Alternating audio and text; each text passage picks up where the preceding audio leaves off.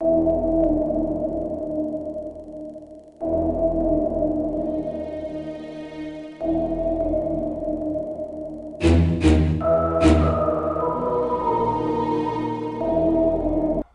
saluda con afecto y respeto Felipe Victoria Cepeda, desde Acapulco de Juárez, en el estado de Guerrero, México, este viernes 9 de noviembre de 2018, en una edición especial de mi programa No lo diga, por YouTube, Facebook y Twitter, a través del noticiario principal.mx de Jorge Zamora Telles. Por demás, interesante lo que Eduardo Bautista publicó en El Financiero hace unos días, del que, abriendo comillas, leeré algunos fragmentos.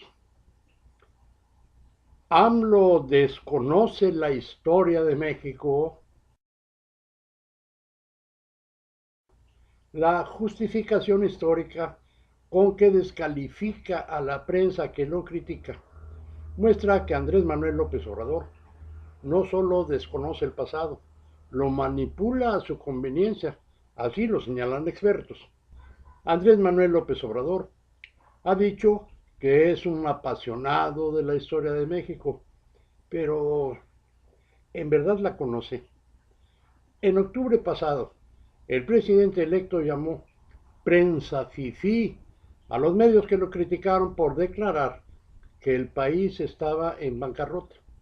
Desde entonces, el término se ha enraizado en el argot político cotidiano que utiliza para descalificar a sus detractores. Las reacciones no se hicieron esperar. Organizaciones como la Comisión Internacional de Derechos Humanos y Artículo 19 pidieron al líder de Morena respetar la libertad de expresión, pero AMLO, una vez más, se justificó con sus conocimientos históricos, diciendo que la prensa fifí que hoy lo critica es heredera de la misma prensa conservadora y servil que derribó al gobierno de Francisco I. Madero en 1913. Sin embargo, de acuerdo con historiadores consultados por El Financiero, este argumento histórico no es del todo cierto. La caída de Madero fue multifactorial. De ninguna manera hay una causa única. Habría que calibrar realmente cuál es el peso de la prensa escrita hoy con la de aquellos años, porque la prensa de ese entonces estaba reducida solo al 20% de la población, ya que el resto era analfabeta. Hay muchos factores por los cuales no debemos identificar el pasado con el presente. La declaración de Andrés Manuel López Obrador es una aproximación, pero no podemos trasladar el pasado a los tiempos actuales, explica el historiador y exdirector del Colegio de México, Javier García Diego.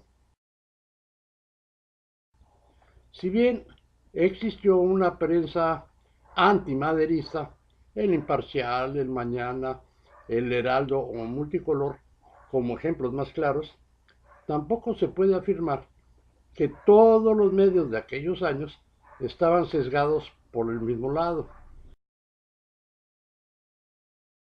También existieron periódicos financiados por el mismo político coahuilense, incluso en Estados Unidos, refiere la historiadora y catedrática de la UNAM, Laura Edith Bonilla de León. Madero sabía que era imposible gobernar sin una prensa amiga.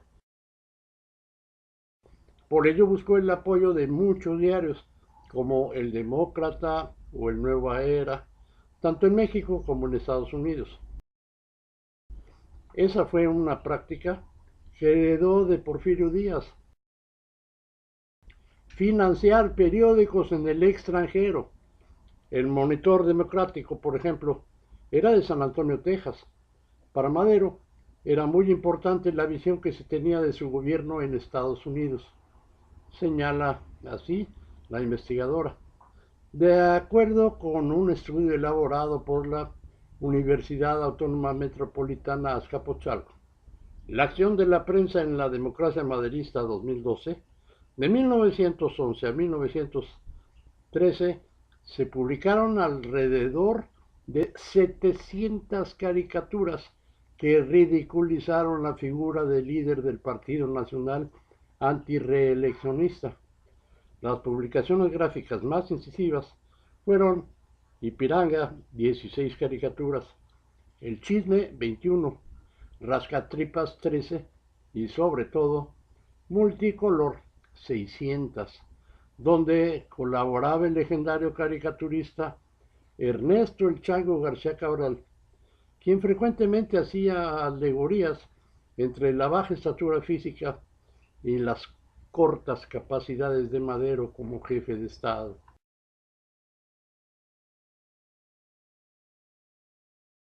Madero dejó que la prensa le dijera lo que quisiera, pero nunca tocó a nadie. Durante su administración se encontró con una prensa conservadora, que en gran parte había sido financiada por el régimen porfirista.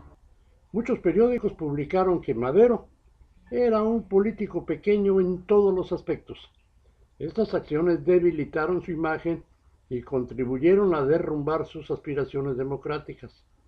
Pero también es cierto que se enfrentó a los levantamientos armados de Pascual Orozco, de Emiliano Zapata y de los contrarrevolucionarios.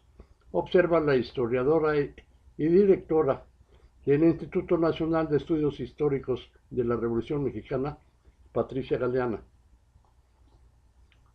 Si bien el saber histórico prepara a los hombres para el gobierno de los estados, según Polibio, también es necesario tener en cuenta que la historia no puede ser una herramienta para justificar las acciones del presente, afirma García Diego.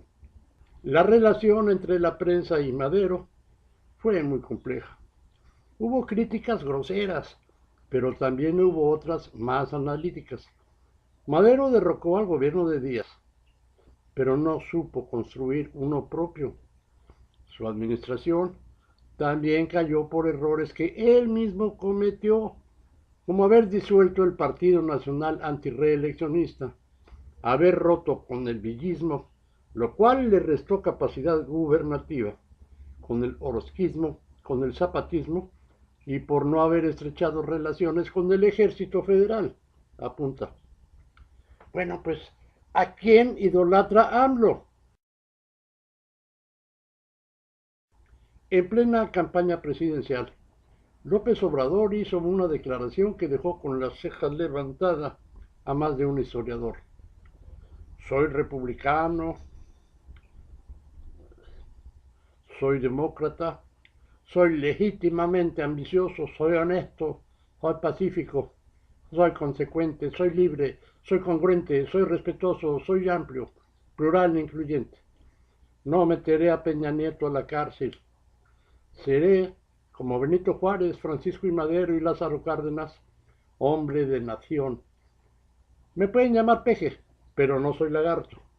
Sin ego, soy Andrés Manuel López Obrador. Las críticas corrieron como ríos.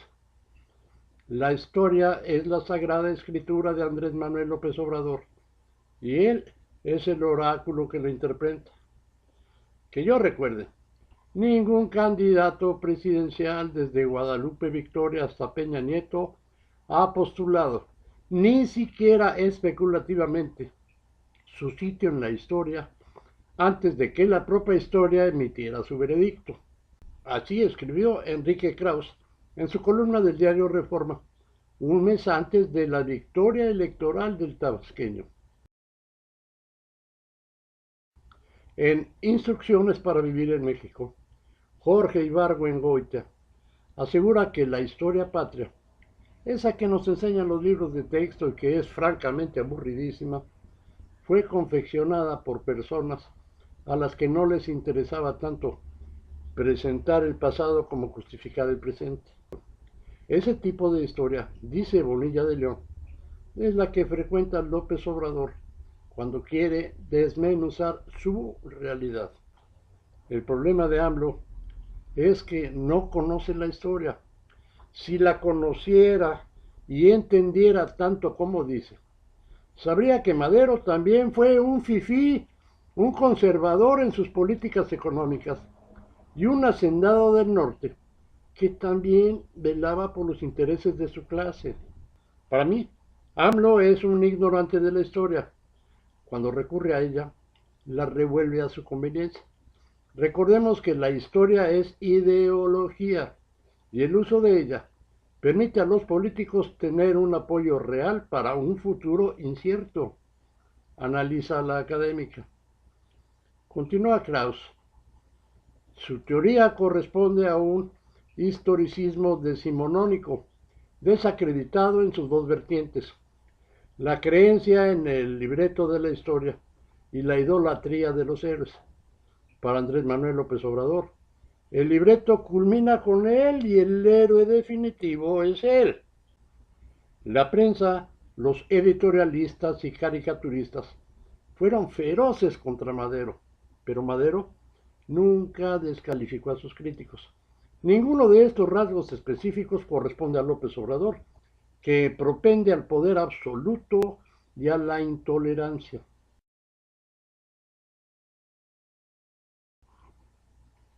Faltan unos 20 días para que Andrés Manuel López Obrador tome posesión como presidente de México. La pregunta es, ¿cuál será la prensa FIFI después del 1 de diciembre? Yo agradezco a Eduardo Bautista y a El Financiero felicitando su artículo. A ustedes les doy las gracias por compartir el comentario con sus contactos. Pero si les da miedo, pues ya lo saben. No lo digan.